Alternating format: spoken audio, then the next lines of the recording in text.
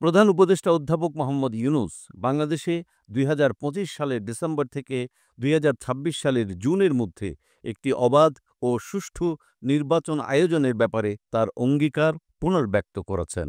শনিবার প্রধান উপদেষ্টার প্রেস উইং এক বিজ্ঞপ্তিতে জানায়, গত বৃহস্পতিবার ঢাকার রাষ্ট্রীয় অতিথি ভবন যমুনায় আনফ্রেল প্রতিনিধি দলের সঙ্গে সাক্ষাতের সময় তিনি এ মন্তব্য করেন। Asian network for free elections ANFREL এর একটি প্রতিনিধি দল সাক্ষাৎ করতে গেলে প্রধান উপদেষ্টা বলেন, আমরা নিশ্চিত করতে চাই এই নির্বাচনটি বাংলাদেশের ইতিহাসে সেরা এবং দেশের গণতান্ত্রিক যাত্রার জন্য একটি মাইলফলক হবে।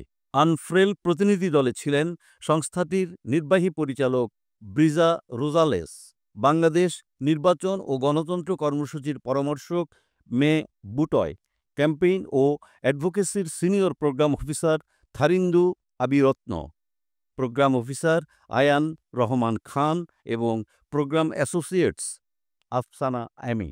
আনফ্রেল হল এশিয়ার বিভিন্ন দেশে সুশীল সমাজের সংগঠনগুলোর একটি আঞ্চলিক নেটওয়ার্ক। সংস্থাটি ২ দশকেরও বেশি সময় ধরে এই অঞ্চলে নির্বাচন পর্যবেক্ষণ, গণতান্ত্রিক সংস্কার এবং নাগরিক সম্পৃক্ততাকে সক্রিয়ভাবে সমর্থন করে আসছে।